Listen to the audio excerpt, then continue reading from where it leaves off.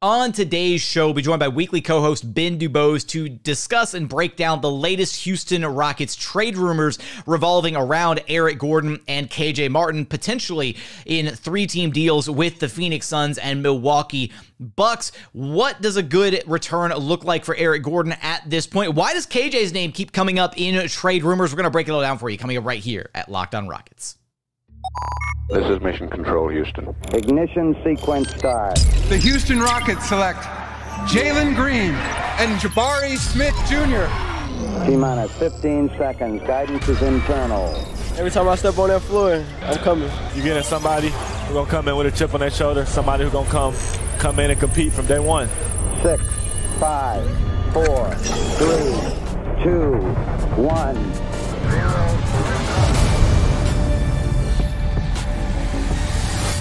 What's up, and welcome to another edition of Locked On Rockets, your daily podcast home for everything Houston Rockets basketball. As always, I'm your host, Jackson Gatlin, native Houstonian and credentialed media member. I'm also the host of Locked On NBA Mondays, host of the State of the Rockets podcast, as well as Rockets Watch. Be sure to follow along on Twitter at JT Gatlin, and the show, of course, at Locked On Rockets, free and available wherever you get your podcasts, including YouTube, where you can help the show out tremendously by commenting anything below. But for today, would you want to see KJ Martin and or Eric Gordon traded? Let me know in the YouTube comments. I do read each and every one of those every single day. Now, today's episode is brought to you by Prize Picks. First-time users can receive a 100% instant deposit match up to $100 with promo code Locked On. That's prizepicks.com, promo code Locked On. Joining us now is our weekly co-host, Ben DuBose, the podfather himself. You can follow on Twitter at Ben DuBose, also Rockets Wire editor. I do a disservice, Ben. I forgot half your title there. Appreciate the plug. Joining us to talk about some Rockets trade rumors, or not, I don't want to say lack thereof, but it feels like we've had this conversation going back and forth, for a while now about Eric Gordon and his role within the organization. One of the last times that you were on the show, you highlighted the fact that we are right around the corner from the December 15th kind of unofficial start of trade season. And most recently, we got a little bit of Rockets trade buzz by way of Shams Charania and the most recent sources from his article, basically saying league sources said that the Suns have recently engaged in three-team talks that would have sent Jay Crowder to Milwaukee, for Bucks second-round draft picks along with players to Houston, and Eric Gordon and or KJ Martin to Phoenix. The holdup in the potential three-teamer was that the Rockets are coveting a first-round pick for Gordon, and for Martin, a very good first-rounder, not a batch of second-round picks, according to sources. The Rockets have had interest in Gordon from several contending teams, but appear less willing to entertain the topic of Martin. So there's a lot to unpack here. Ben, let's start with Eric Gordon, because at this point, it feels like the Rockets have waited just way too long to try and facilitate an Eric Gordon trade. Perhaps. And to me, the most noteworthy part of Shams' report was that there was no qualifier about the first round pick. If you notice in the past, it's been the Rockets want a first round pick, but not one that's too late in the order. We heard that as rationale for why they didn't trade him at the deadline a year ago or early in the offseason. They already had these late first round picks. Of course, they got Tari Eason with the Tate Washington they traded back slightly, but basically the pick they got from Dallas for the Christian Wood trade. They said they didn't need one. They were holding on to Gordon because they thought he was worth more than that. This report from Shams says just first round pick without any qualifier. And to me, that's encouraging. We'll see if he can still get it. He does turn 34 on Christmas Day, which is a bizarre birthday, but that's Eric Gordon for you. To me, there's a much better shot at moving him if you have the bar lower, which is what it is, assuming that simply a first-round pick is all you're looking for. It doesn't guarantee it because he hasn't had the best season so far. He's also a year older than when they looked at moving him a year ago, so it remains to be seen. But I do think just the wording suggests that they're more open to moving him now than a year ago. And I think that's definitely a good thing just because of the reasons we've discussed in the past. You're now getting to a point with the aforementioned Tari Eason and KJ Martin bursting onto the scene that potentially Eric Gordon, as your starting small forward, especially when Jae'Sean Tate comes back, is going to be blocking minutes for many of the younger players that you're trying to develop. You're getting to a point where some of these guys, not going to say they're a leader in Eric Gordon's stature, but they're experienced enough, having been in the league 2, 3, 4 years, that maybe you don't need a 33-year-old Eric Gordon to the same extent that you did a year ago. So if you take Shams's report literally, it sounds like they've dropped their asking price. And to me, that makes a lot of sense because we're getting to a point now where even if you do still believe in Eric Gordon, the basketball player, the 3-and-D guy, the player who's capable of stepping up, providing on-court and off-court leadership, playing his best when the games are bigger, you're getting to a point now where there's an opportunity cost to keeping him around simply because, especially when Tate returns, the minutes that he's going to be blocking, that wasn't the case a year ago. So I'm hoping this signals a lower price point. And then at the end of the day, to your point on, did they hold on too long? Maybe, but the one thing I'd say to that, and I mentioned it on my latest logger line with Palo Alves, I think it's important not to get bogged down in the minutia of, wins and losses for Rafael Stone and just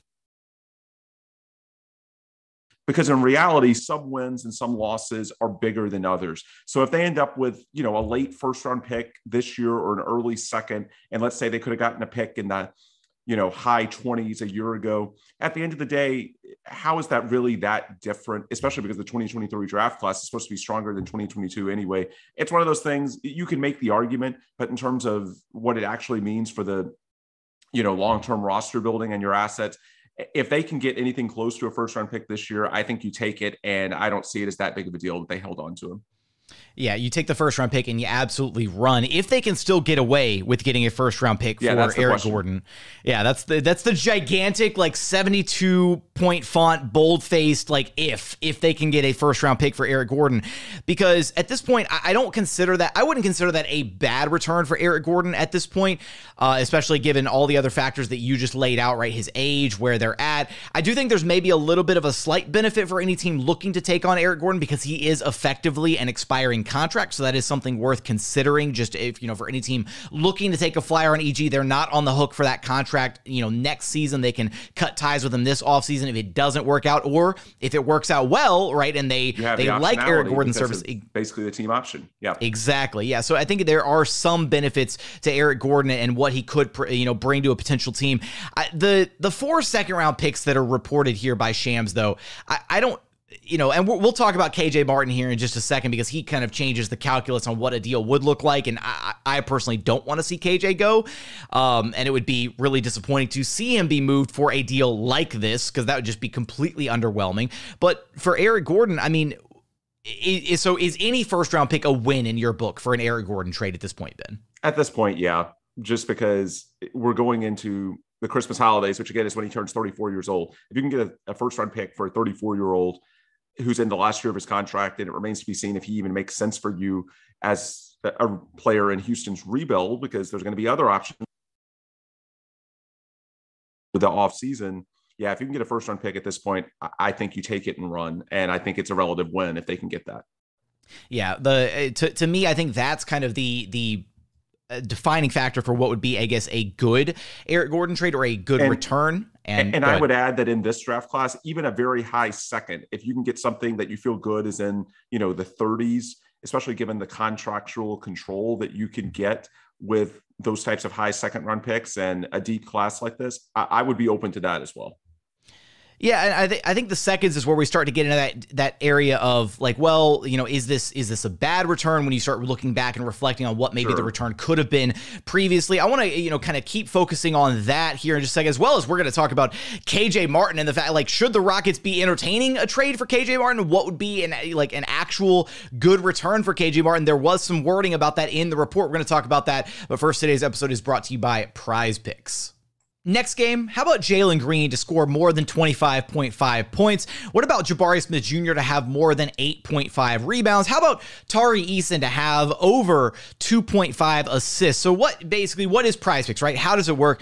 You pick 2 to 6 players, and if they score more or less than their Prize Pick projections, you can win up to 25 times back on your money on any entry that you submit. There's no competing against other people. It's just you versus the projections available. Prize Picks offers projections on any sport that you watch. That's NBA, NFL, NHL, PGA, you name it. They've got you covered over at Prize Picks. Entries can be made in 60 seconds or less. It's that simple. Download the Prize Picks app or go to prizepicks.com to sign up and play daily fantasy sports. First-time users can receive a 100% instant deposit match up to $100 with promo code LOCKEDON. If you deposit $100, Prize Picks will give you $100. If you deposit $50, Prize Picks will give you $50. Don't forget to enter promo code LOCKEDON at sign up for an instant deposit match up to $100.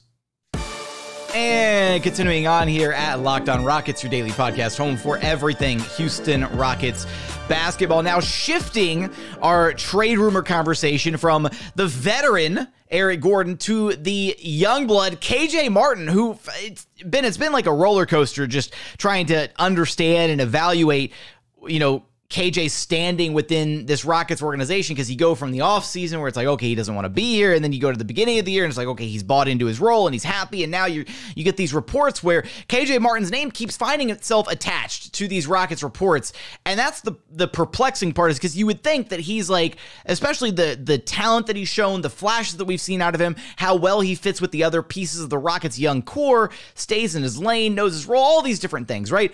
And yet, his name keeps getting brought up, especially in these rumors with the Phoenix Suns, right? And I do think that at least that final line in this report from Shams, right, where there are teams that have had interest in Eric Gordon, but they appear less willing to entertain the topic of Martin.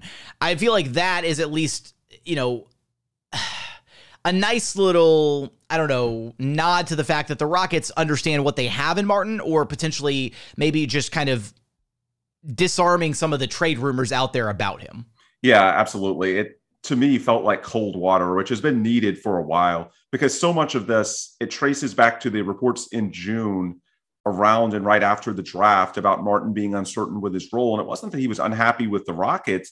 It was that after they drafted two forwards in Jabari Smith and Tari Eason, he wasn't sure where he fit long-term. He's entering his third year. He's obviously a capable NBA player, and he just wanted to play and a chance to sort of see what he can do and potentially build his market, because as late as 2024 and potentially as soon as next offseason, depending on how they want to handle his contract, he's going to get his first real deal. So I think it's just natural that he wants an opportunity to show what he can do. And this season, he's found that. He's found a role that works for him, that works for the Rockets, and he's been a clear difference maker. And I think a lot of fans, bloggers, and maybe even front offices from other teams are desperately holding on to this info from June, thinking that they can, acquire a very young and talented player from Houston at a discount because he wants out. And again, that's not what was really happening at all. It was uncertainty over his role. Now they figured out a role that works for both KJ and the Rockets. And there's no reason for the Rockets to trade KJ Martin for, I don't care if you make it 10 second round picks.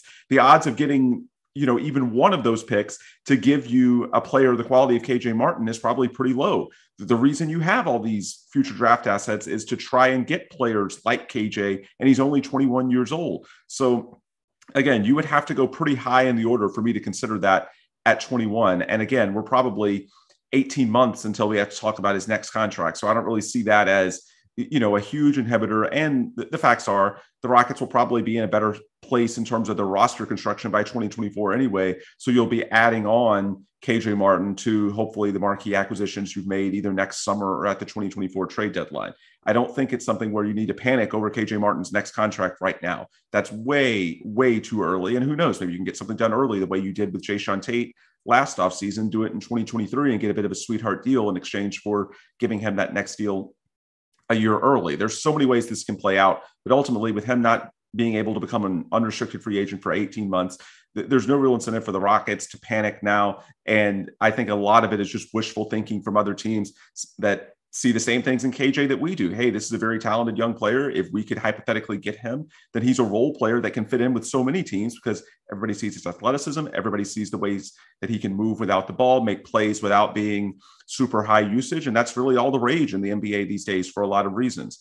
But yeah, the same reason he makes sense for a lot of other teams is the reason he makes sense for the Rockets. He's, I don't want to say he's as plug and play as Jabari Smith when it comes to, your rebuild, but he's pretty close in terms of he can fit in so many different scenarios. So again, the reason you get all these draft assets, other than the true blue chip ones, like their own picks the last 2 years that led them to Jalen Green and Jabari Smith, you hope that maybe you get a player like KJ Martin. So why would you trade a player in KJ that is that for something that's more speculative? It just simply doesn't make sense. And a lot of it, again, is just, fans, bloggers, and maybe even front offices that are holding on to outdated information. Now, with that said, I think for all the glowing reviews of KJ Martin and his play, I don't think he's going to be a star at the NBA level. He doesn't have that shot creation or quite the playmaking gene to make him ever become truly, I would say, an all-star level piece. So with that said, if you could get a lottery pick in what should be a loaded 2023 draft class in the first round, yeah, I would absolutely consider it. However, I don't know why that would make sense for the other team, because the teams that are going to be picking in the lottery this year, the ones that already know at this point in time that they're bad enough to feel almost certain that that's where their pick is going to land, then they're going to be looking at it the same way. Why would they want a guy with KJ Martin, who certainly has a very diverse game that can help you, but he doesn't have that star upside? So it's one of those things. If it makes sense for the Rockets, I don't know why it would make sense for the other team. In this case, sure, I would move KJ hypothetically for a top 10 lottery pick, something like that. But then why would a team that has one of those assets want to make that move with the Rockets? Because they're likely going to be thinking the same way. Hey, KJ's a nice young player, but for my situation, I probably need a star. So again, the way I look at it, you never say never. And if you're Rafael Stone, it makes sense to say, well, he's not totally off the trade market. I think that's true of almost anybody. When you're the Rockets, if you're rebuilding, you can never leave any stone unturned, pardon the pun. You have to keep the doors open. And so I think the Rockets would hypothetically listen on everybody. It's no different than the last two drafts when Rafael Stone has made it clear after getting number 2 in 2021 and number 3 in 2022 that, yeah, he'd listen and see what happens, in terms of trade offers around the league. But ultimately, it just probably doesn't make sense. And in this case, if it makes sense for the Rockets, it won't make sense for the other team. And if it makes sense for the other team, which I think it's a contender picking near the bottom of the first round, then that pick just doesn't have enough asset to make sense, doesn't have enough upside for that asset to be worth it to the Rockets. We love KJ Martin's impact, and I feel comfortable in saying we, Ben, because we've talked about KJ Martin ad nauseum on this podcast, and we've both championed, right, the fact that he should probably be a starter for this team over Eric Gordon at this point. But at the same time, playing devil's advocate here, there is some of the things to consider when you're looking at, a rebuilding team like the Rockets kind of going through this rebuilding timeline is KJ Martin is due for a fresh contract, 18 months from now. Right. And maybe the Rockets are able to get a sweetheart deal and they're able to, negotiate a team friendly deal ahead of letting him go to restricted free agency further down the line, all that stuff, just like they did with Jae'Sean Tate ahead of his, actual contract expiring, or even Kevin Porter Jr. Negotiating an extension for his deal, right? Rather than letting him play through this season and get to restricted free agency at the end of this current contract. So I think you play devil's advocate here, or I'm playing devil's advocate, because if you were able to flip KJ Martin to a team that, is lottery bound, has a lottery pick, then you kind of reset that timeline on that prospect, right? You reset the timeline. You have another prospect under team control for another 4 years, rather than having to make that decision on what are we paying this guy? Is he $5 million a year? Is he $10 million a year? Is he a $15 million a year type player, right? That's kind of what you wind up having to decide, because so much of an NBA rebuild is timing and luck based, right? And you need the timing to work out on when you start to pay some of these players, right? Down the line, the Rockets are going to have to pay Jalen Green. They're going to have to pay Jabari Smith Jr. Kevin Porter Jr.'s contract kicks in at the start of next season, where he's making $16 million, right? The little bit of guaranteed money on his deal. Other guys, other role players that you're going to have to pay. And so if you jump the gun and if you start paying some of these guys a little bit too early and lock yourself into a role player for 3, 4, 5 years, whatever it is, then it could be detrimental to the overall rebuild. I don't know. It's one of those things just to keep in mind and consider. And to your point about the timing of it all with like the lottery team, and if it's a good trade for the Rockets, probably a bad trade for another team. Dealing a prospect like KJ Martin, or a player like KJ Martin, I feel like this is the type of trade you make in the offseason, not at the trade deadline, right? Because those lottery teams don't know where those picks are going to land, right? Like, you could be talking to, I don't know, the Wizards or the Bulls or the Miami Heat, teams that are kind of fluttering around the lottery threshold. But none of those, right? If you make a deal for one of those picks right now, like Miami and Chicago are kind of like near the tail end of the lottery right now, right? Mm-hmm. Those picks could very easily become extra assets in the Wembanyama sweepstakes, because you don't actually know where they land right now, because the lottery hasn't happened yet. So there's not a concrete way where you can say, hey, we've got the 10th overall pick in this year's draft. No team knows that yet. So that's kind of a gigantic wrench in whatever potential KJ Martin trade. So 2 quick pushbacks.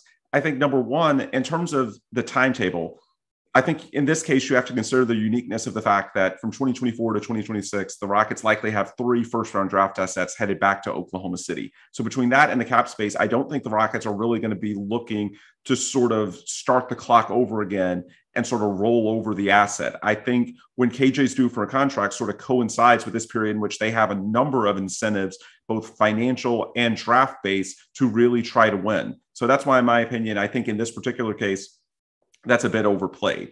The other angle that I would go into with regards to KJ, the player, again, you look at where his contract lines up. Jalen Green and Jabari Smith are not going to be due for their new deals until the middle part of the 2020s. And with KJ, at least the first year of his new deal in 2024, in all likelihood, is going to be before that. Now, if after that year, when you're looking at bigger numbers for Jalen and Jabari and whoever you get this year, then maybe there's a move to be made. But I think you could also argue that based on the current interest in KJ, which is so widespread around the league, based on these reports, you have to feel pretty good that if Rafael Stone gets KJ on a fair contract, which at this point, say what you will about Rafael Stone, but one thing he's consistently done well is get team-friendly deals on these extensions. He's shown a great ability to negotiate and get things that are friendly to the Rockets. And so as long as it's a reasonable number and KJ is only going to be 23, 24 years old, you can easily trade KJ at a later date if it turns out that come 2025, 2026, you're getting into a situation where the numbers are just getting too large. That's sort of the pushback I would give to that. I would only do it now if the pick is just such a high asset that it just makes sense that, you just get a bigger swing than you have with KJ. Without that, I just think there's way too many other options that you have down the line with KJ. And even if some of these dire scenarios come into play, like I said, number one, I don't think it's quite as relevant with the Rockets given their draft situation with OKC and the future assets headed their way. And then secondly, you can always trade him later as long as the deal is remotely team friendly. And to this point, Rafael Stone has shown that he's pretty good at negotiating deals that are team friendly. So I'll take my chances with that. What are the potential benefits to attaching KJ Martin to an Eric Gordon trade? We're going to break that down, as well as we'll talk about the most recently revamped, renamed Defensive Player of the Year trophy in honor of Houston Rockets legend Hakeem Olajuwon, as well as, hey, you know what? We might squeeze in a tankathon spin at the end of this episode. We're going to get there in just a moment, but first, today's episode is brought to you by BetOnline.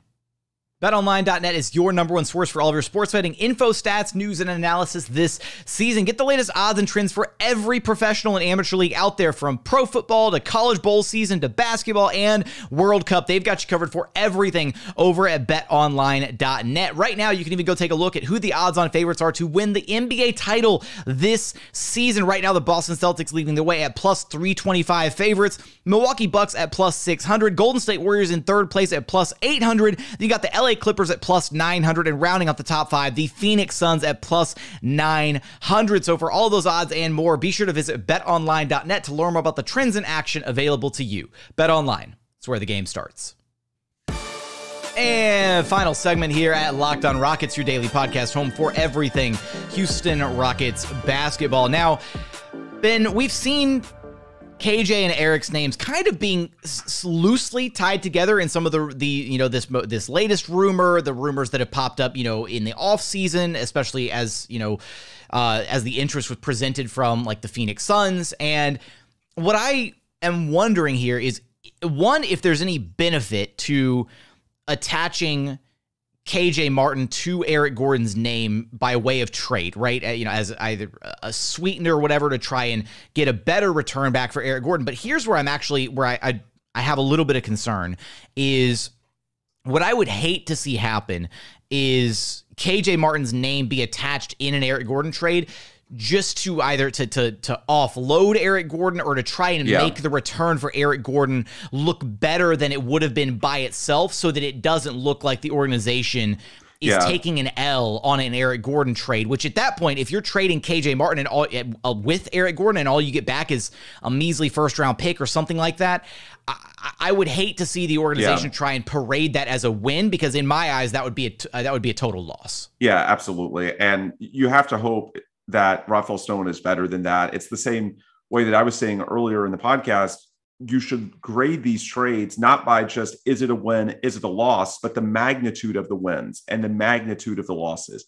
And in this case, even if you can't get a first round pick at all for Eric Gordon, look, if you get, if hypothetically you could have gotten a pick in the 20s in the 2022 draft by dealing Eric Gordon a year ago, and you have to settle for a second round pick this year, at the end of the day, that's not that big of a deal in terms of the asset value of who you bring in the 20s a year ago versus who you bring in the 30s in 2023. And the grand scheme of what does this mean for your rebuild? Honestly, the expected value of those two picks is not that different. And that's why I think fans shouldn't view it through those lenses. And I certainly hope that the Rockets aren't, because again, this is pretty small in the grand scheme in terms of, how much does this actually matter?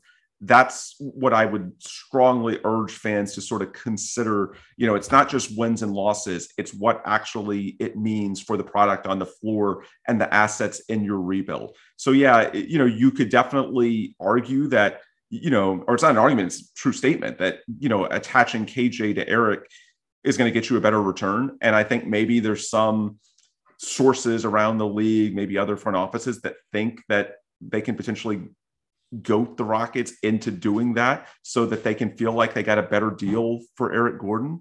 But at the end of the day, again, if you have to take a slight L on Eric, you do it. It would be a massive mistake to trade a 21-year-old KJ Martin who's in perfect age alignment.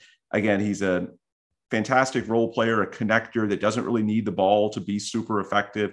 Just a perfect fit in your rebuild, has a great relationship with Jalen Green. That would be a dramatic mistake, especially if you do it under the guise of, somehow trying to get a win on this Eric Gordon trade negotiation, which at the end of the day, what exact pick asset you get late first or early second for Eric Gordon, all that really matters for is people on Twitter who are trying to do constant referendums. In terms of the grand scheme of your rebuild, it doesn't mean a whole heck of a lot. And so hopefully the Rockets are not looking at it through that lens.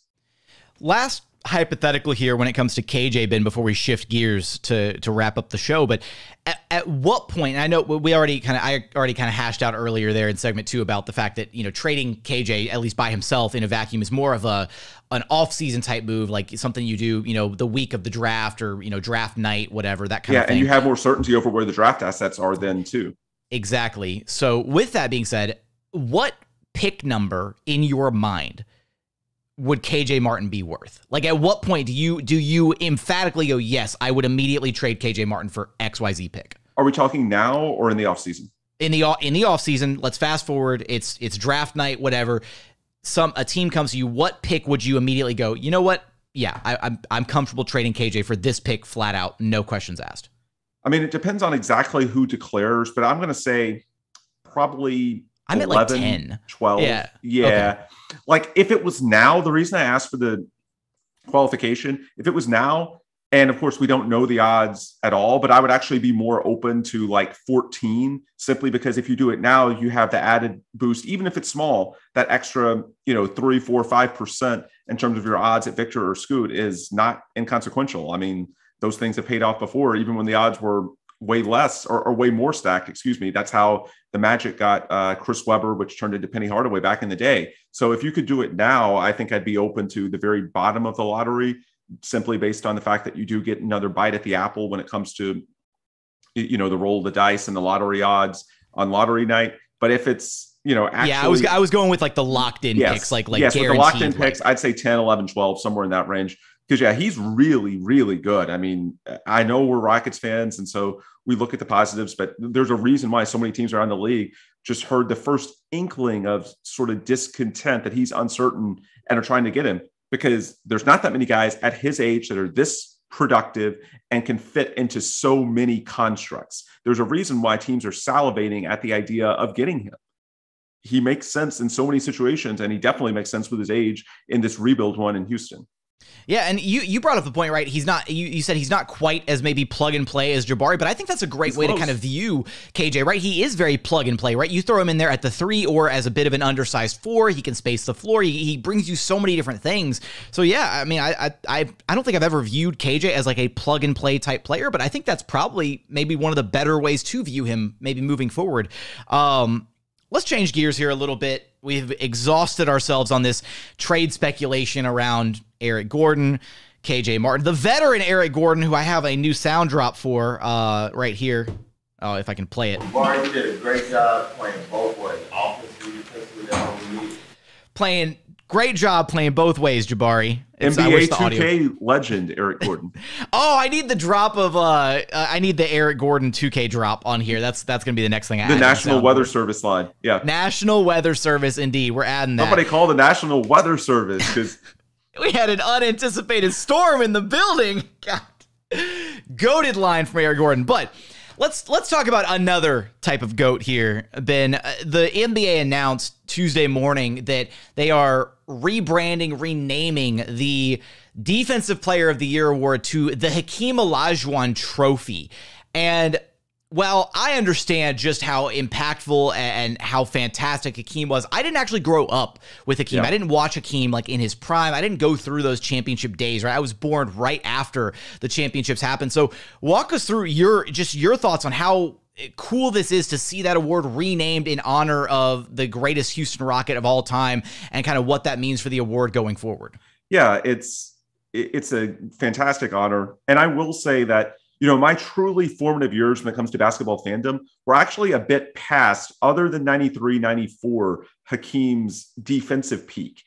And like a lot of players, he sort of held on to his offense a bit longer simply because you don't need that quick twitch athleticism to the same extent.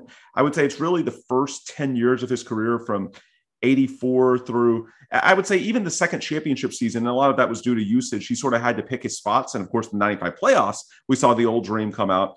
But yeah, like my formative years of Rockets fandom, I would say the 93 through 98 range, basically the championship era and just after leading into Hakeem, Clyde, and Barkley.